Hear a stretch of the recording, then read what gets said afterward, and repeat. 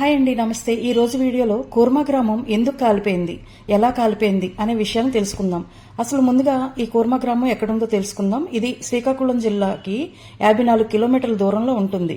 ఇక్కడ పురాతనమైన జీవన విధానాన్ని అనుసరిస్తూ ఉంటారు.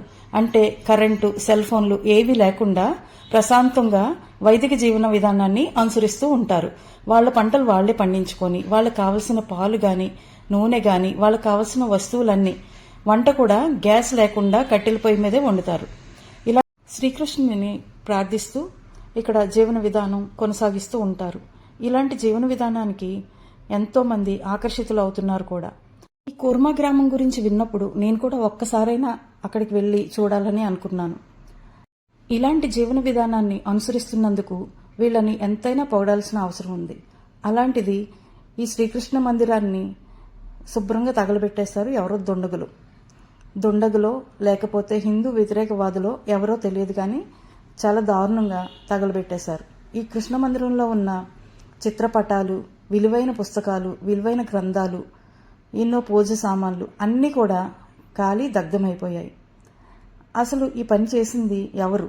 వాళ్ళకి అంత ఈర్ష్య ఏంటి? మన వైదిక జీవన విధానాన్ని అనుసరించడం వాళ్ళకి ఇష్టం లేదా? ఇలాగే హిందూ దేవాలయాల్ని, ఆశ్రమాలని నాశనం చేయాలనుకుంటున్నారా? దీని గురించి ప్రభుత్వం జాగ్రత్తలు తీసుకోవాల్సిన అవసరం ఉంది.